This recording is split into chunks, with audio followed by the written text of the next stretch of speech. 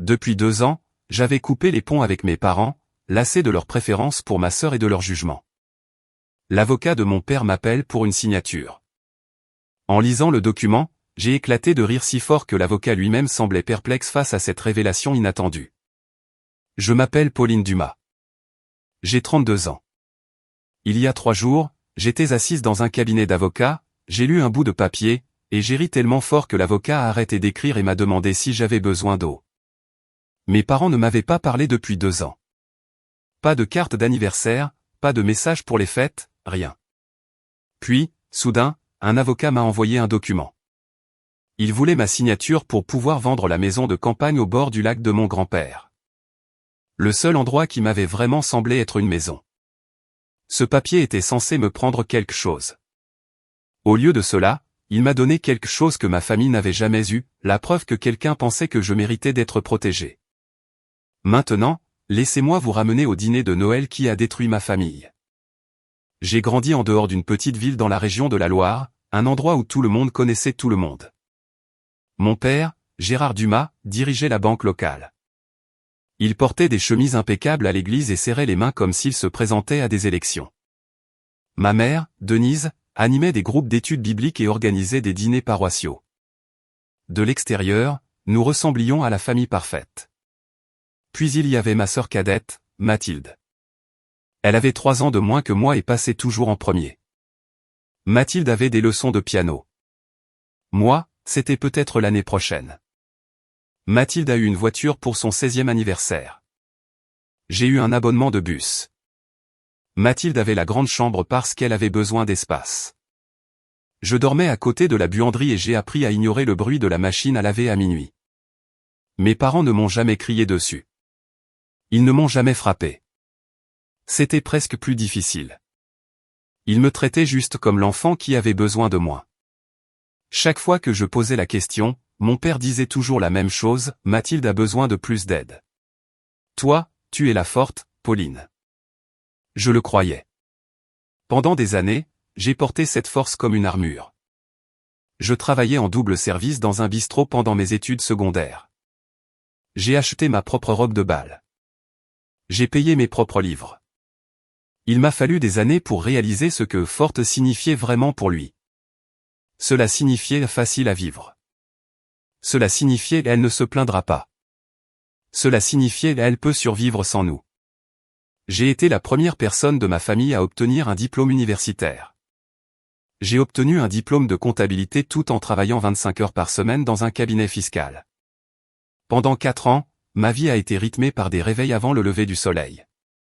Cours toute la journée, travail le soir. Aucune aide, aucun garant. Juste moi.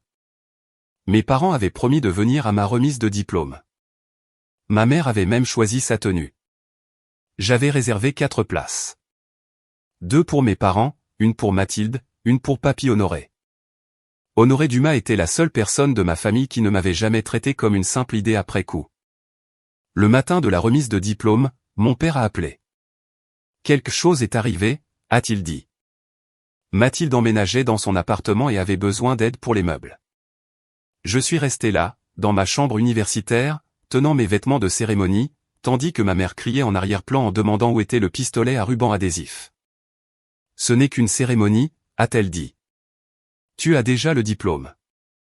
J'ai traversé cette scène seule.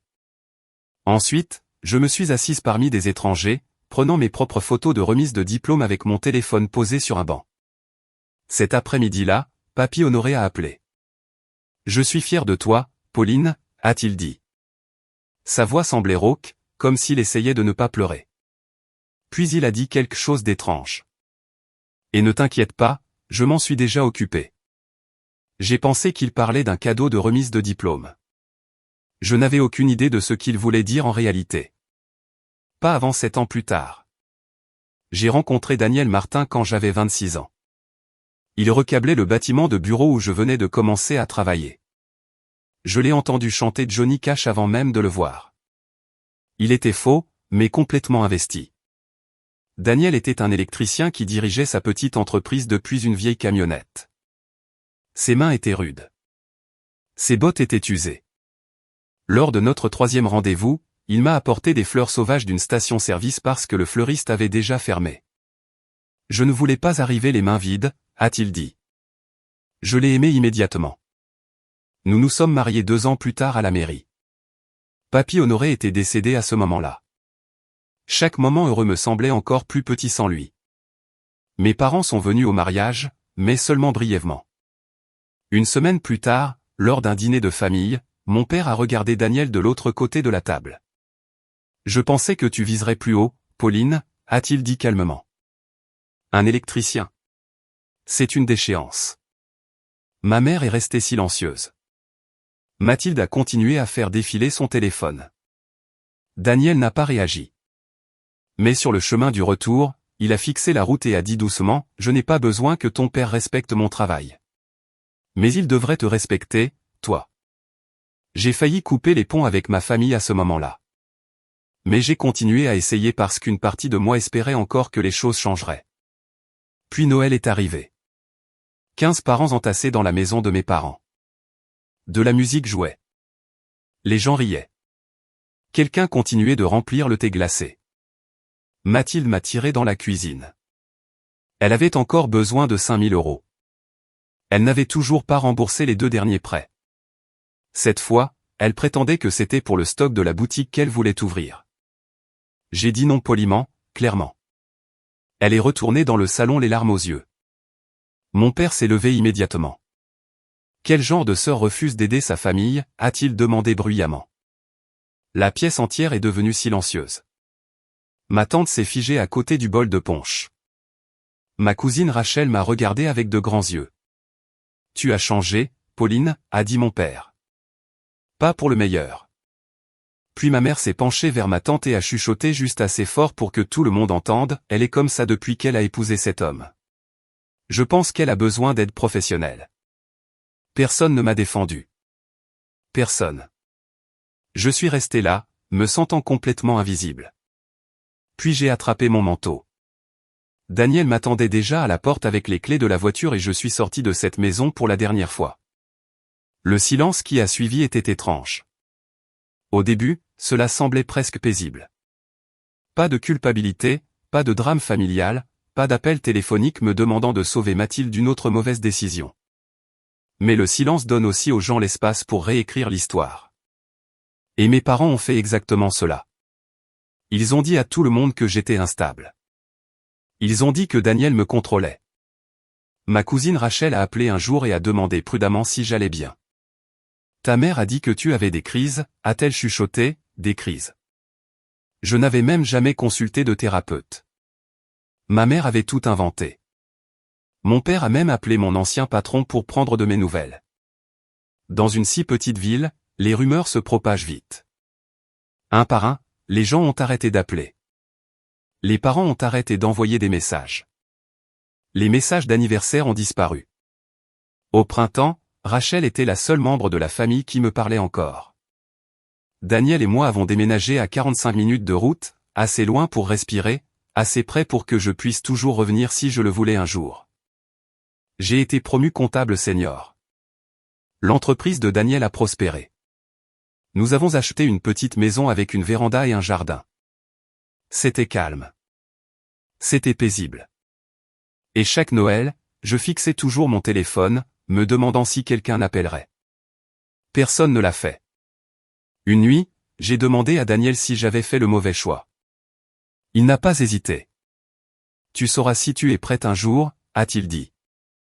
Et si ce jour n'arrive jamais, c'est bien aussi. Une fois, je suis passé devant la maison de campagne au bord du lac de Papy Honoré. La peinture s'écaillait. Le quai penchait légèrement vers l'eau. J'ai ralenti, mais je ne me suis jamais arrêté. Ça faisait trop mal. Tout dans cet endroit me rappelait lui. L'odeur de cèdre, la vieille porte moustiquaire, les milkshakes au chocolat qu'il m'achetait tous les vendredis après l'école. 2 ans se sont écoulés. Puis, un mardi matin, une lettre est arrivée. L'adresse de retour d'un cabinet d'avocats. Mon nom tapé soigneusement sur le devant. L'enveloppe est restée sur le comptoir de la cuisine pendant 2 jours avant que je ne l'ouvre. Si vous avez déjà coupé les ponts avec votre famille et que vous avez soudainement reçu une lettre d'eux, vous connaissez cette sensation, cette chute froide dans l'estomac. Je l'ai ouverte le jeudi matin pendant que Daniel était au travail. La lettre expliquait que mon père prévoyait de vendre la maison de campagne au bord du lac. Parce que je pouvais être une héritière, ils avaient besoin que je signe un acte de renonciation rapide à tout droit sur la propriété. C'était tout. Pas d'excuses, pas de « comment allez-vous ?» Juste de la paperasse. J'ai fixé la lettre pendant un long moment. Puis mes yeux se sont posés sur une boîte de pêche en bois posée sur une étagère au-dessus de la cuisinière. La boîte de pêche de Papy Honoré. À l'intérieur se trouvait une enveloppe que j'avais gardée pendant 7 ans. Je l'avais trouvée après ses funérailles. Le devant disait, pour Pauline, quand tu en auras besoin. Je ne l'avais jamais ouverte. Ce soir-là, je l'ai enfin fait. À l'intérieur, il y avait 2 choses. La première était un document juridique, un trust irrévocable. La propriété listée était la maison de campagne au bord du lac. La seule bénéficiaire était moi. Pauline Dumas. Le deuxième élément était une lettre manuscrite de Papy Honoré. Pauline. Je connais ton père. Il a de bonnes intentions, mais il ne voit pas clair en ce qui concerne ta sœur. Cette maison est à toi. Elle a toujours été à toi. Ne laisse personne te dire le contraire. Papy H. Je me suis assise sur le sol de la chambre et j'ai pleuré. Pas le genre de pleurs qui vous détruit. Le genre qui guérit quelque chose. Il avait tout vu avant le dîner de Noël. Avant que je n'arrête de répondre aux appels, avant tout ça, il savait. Et il m'a quand même protégé. Quand Daniel est rentré à la maison, il m'a trouvé assise par terre, entourée de papiers. Il n'a rien dit. Il s'est juste assis à côté de moi. Le lendemain matin, j'ai appelé l'avocat mentionné dans le trust. Maître Dubois, le trust est valide, a-t-il confirmé immédiatement. Votre père n'a aucune propriété légale de ce bien. Puis j'ai appelé l'avocat qui m'avait envoyé l'acte de renonciation rapide. J'ai demandé un rendez-vous. Pendant les 5 jours suivants, je me suis préparé, non pas émotionnellement, mais comme une comptable se préparant à un audit. Chaque document organisé, chaque dossier vérifié. J'ai vérifié les dépôts au greffe. J'ai confirmé que le trust existait avant la mort de Papy Honoré. Cela signifiait que la maison de campagne au bord du lac n'était jamais passée par l'homologation. Mon père ne l'avait jamais possédée. Il l'avait seulement supposée. La nuit avant la réunion, Rachel a appelé, « Ton père a des problèmes », a-t-elle chuchoté. La boutique de Mathilde était en faillite. Mon père avait co-signé d'énormes prêts commerciaux. Puis il a refinancé sa propre maison pour maintenir son magasin en vie. Il devait près de 180 000 €. La vente de la maison de campagne était censée le sauver, et il a dit à tout le monde que tu signerais, a dit Rachel doucement. Il a dit, tu cèdes toujours quand la famille a besoin de toi. Vendredi matin, je suis retourné en ville. Le trajet s'est fait comme par réflexe. Je suis passé devant la station-service où Papy achetait des milkshakes. Devant mon ancienne école. Devant les rues remplies de vieux souvenirs. Le cabinet d'avocat se trouvait au-dessus d'une clinique dentaire en centre-ville. La réceptionniste m'a regardé avec une sympathie polie, comme si elle connaissait déjà une version de l'histoire. Je me suis assise et j'ai vérifié mon dossier une dernière fois. Les documents du trust. Les copies certifiées conformes. La lettre de Papy Honoré. Tout était prêt. À exactement 10 heures, l'avocat a ouvert la porte de la salle de conférence. Madame Dumas. Je suis entré et mon père était assis là. Gérard avait exactement le même aspect, chemise impeccable, posture droite, la même expression calme qui le faisait toujours paraître maître de lui. Bonjour, Pauline, a-t-il dit gentiment. Je me suis arrêté, puis j'ai regardé l'avocat. Je pensais que c'était une réunion avec votre bureau. Votre père a demandé à y assister, a expliqué l'avocat. Je me suis assise en face de Gérard. Il a souri comme si nous discutions de projets de week-end. Réglons cela rapidement, a-t-il dit. Puis il a commencé son discours. La maison était vide. Personne ne l'utilisait. La vente aiderait la famille. Votre grand-père aurait voulu cela. Cette phrase m'a le plus touché. Il a utilisé le nom de Papy Honoré pour me faire pression à nouveau. L'avocat a fait glisser l'acte de renonciation rapide vers moi. J'ai lu chaque mot lentement. Puis j'ai levé les yeux. Vous n'avez pas demandé comment j'allais, ai-je dit. Mon père a cligné des yeux. Quoi? C'est le premier contact en 2 ans, et il vient d'un avocat. Nous avons essayé de vous joindre, a-t-il répondu. Mon numéro n'a jamais changé. La pièce est devenue silencieuse. Finalement, mon père a soupiré. Je ne suis pas ici pour revenir sur le passé, a-t-il dit. Je suis ici pour gérer une propriété. Et si je ne signe pas? Sa mâchoire s'est serrée. Alors ça devient compliqué. La même phrase qu'il utilisait toujours quand quelqu'un le défiait. Ne rend pas les choses difficiles. J'ai demandé pourquoi personne ne m'avait directement parlé de la vente. C'est là qu'il a changé de tactique. Elle nous a coupés, a-t-il dit tristement à l'avocat, elle a eu des difficultés. Encore une fois, l'histoire de la fille instable. Puis il a ajouté tranquillement, son mari peut être contrôlant. J'ai senti quelque chose en moi se figer complètement. 2 ans plus tard, même scénario, même mensonge. Je l'ai regardé. Avez-vous fini? Ai-je demandé. Il s'est figé. Puis son téléphone a vibré. Il a répondu immédiatement. La voix de Mathilde s'est répandue bruyamment à travers le haut-parleur. Elle a signé? Mon père a couvert le téléphone. Je m'en occupe. Mais Mathilde a continué à parler. Dis-lui juste que c'est pour la famille. Elle cède toujours quand tu dis ça. La pièce est devenue morte de silence. Mon père a mis fin à l'appel. Son visage est devenu rouge. J'ai répété les mots doucement, elle cède toujours quand tu dis ça. L'avocat a arrêté d'écrire et soudain toute la façade s'est effondrée. Mon père s'est levé. Signe le papier, Pauline. Je suis resté calme. Vous avez dit à mon mari qu'il était une déchéance. C'était une blague. Ce n'était pas drôle. Il a frappé la table des 2 mains. Tu es rancunière, a-t-il claqué. Ta mère avait raison. Tu as besoin d'aide. L'avocat a essayé de le calmer. Puis mon père a menacé d'une action en justice. Un juge vous forcera à signer. J'ai regardé l'avocat. Peut-il faire ça? L'avocat a hésité. Il existe des voies légales. D'accord, ai-je interrompu. Puis j'ai fouillé dans mon sac. J'ai sorti les documents du trust et les ai posés sur la table. La pièce a changé instantanément. Ceci est un trust irrévocable créé par Honoré Dumas, ai-je dit. La seule bénéficiaire est moi. Mon père a fixé les documents. Qu'est-ce que c'est? L'avocat a immédiatement saisi les papiers. Il a lu page après page, puis a lentement retiré ses lunettes et a regardé directement mon père. Étiez-vous au courant de ce trust? Ce n'est pas possible, a chuchoté Gérard. L'avocat a montré la date de dépôt. La propriété avait été transférée des années avant la mort de Papy Honoré.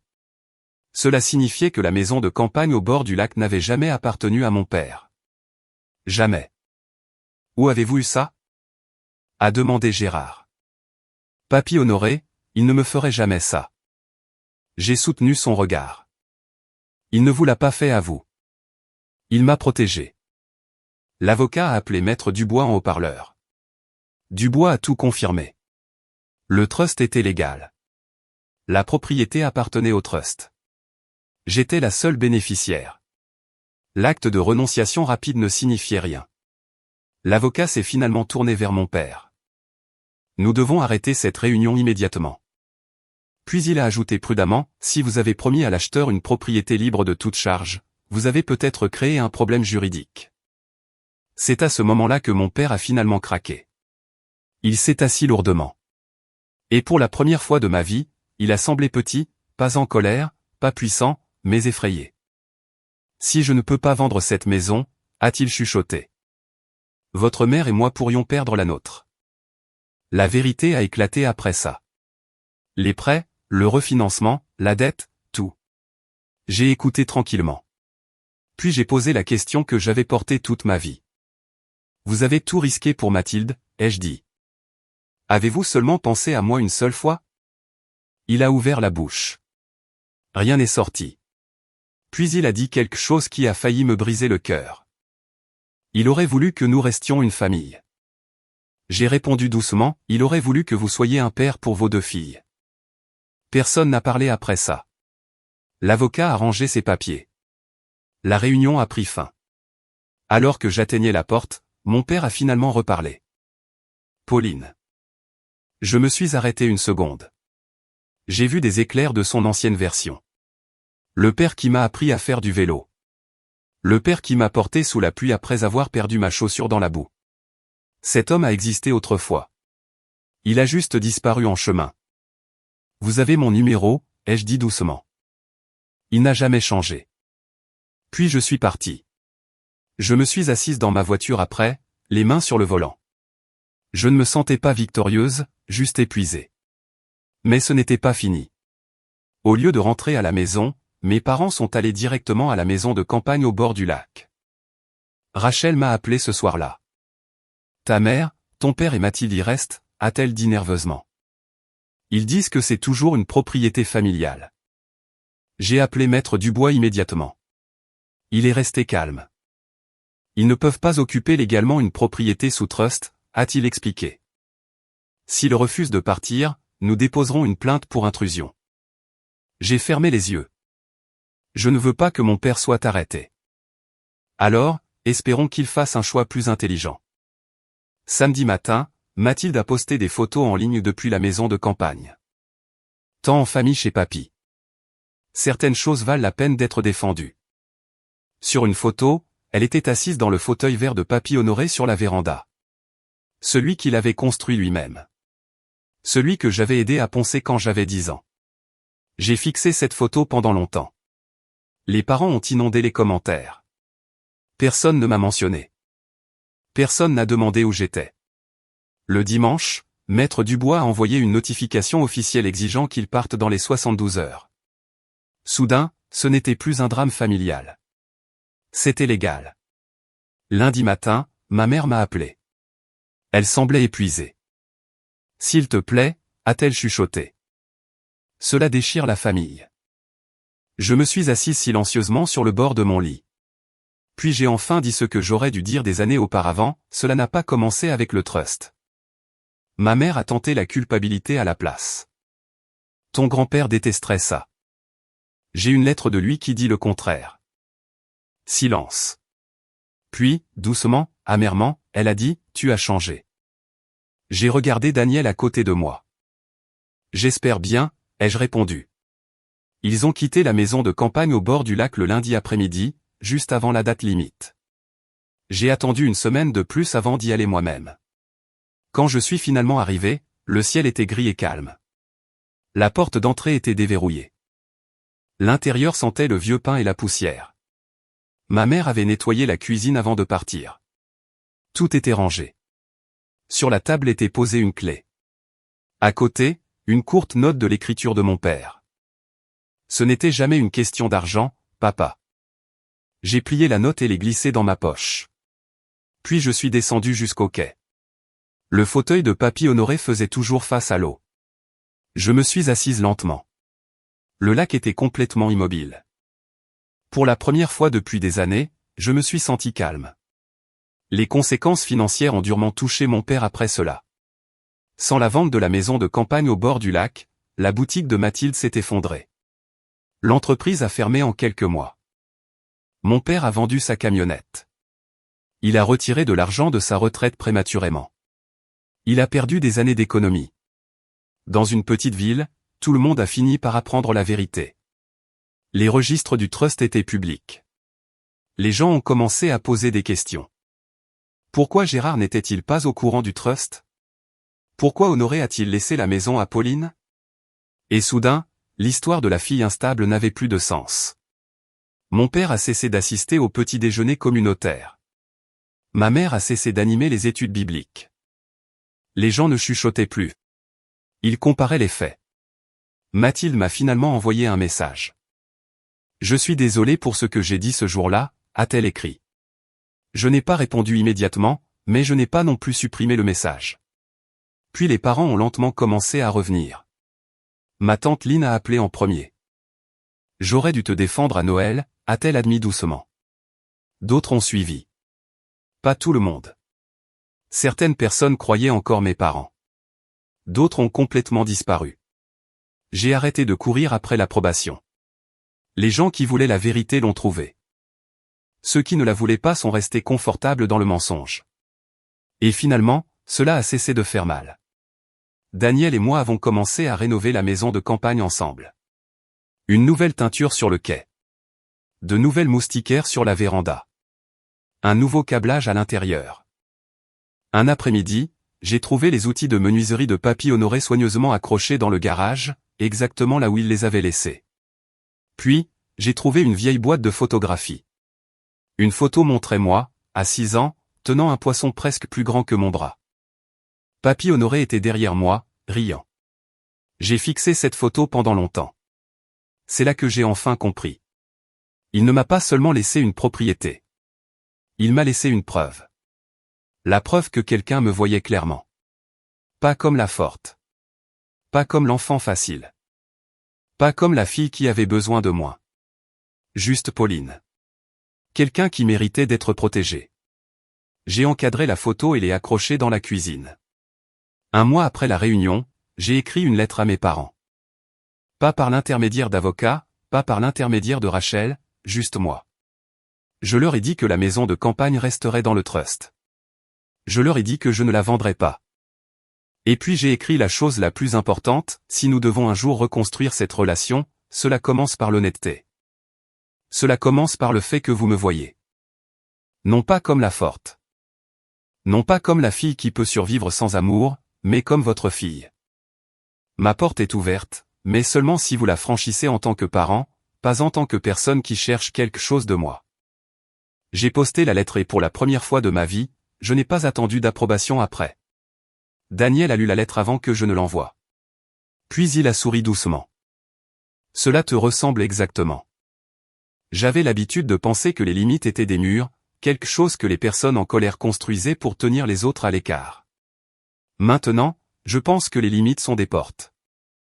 Vous décidez qui peut les franchir, et vous arrêtez de les laisser ouvertes pour les personnes qui ne vous rendent visite que lorsqu'elles ont besoin de quelque chose. Un vendredi après-midi, j'étais assise sur le quai, tenant la vieille canne à pêche de Papy Honoré. Le lac était calme. Daniel était à l'intérieur en train de faire du café. La brise sentait le cèdre et l'herbe. Je n'avais pas attrapé un seul poisson de toute la journée. Je m'en fichais. Parfois, je parle encore à Papy Honoré dans ma tête comme s'il venait de sortir de la pièce un instant. J'ai regardé de l'autre côté de l'eau et j'ai souri. Merci, ai-je chuchoté. Parce que maintenant, je comprenais enfin ce qu'il voulait dire toutes ces années auparavant. Je m'en suis déjà occupé. Je m'appelle Pauline Dumas. J'ai 32 ans. Il y a 2 ans, mes parents m'ont envoyé un document juridique, mais ce document ne m'a rien donné de nouveau. Il m'a seulement rappelé que quelqu'un avait déjà décidé que je méritais d'être protégé. Et au final, cela a tout changé.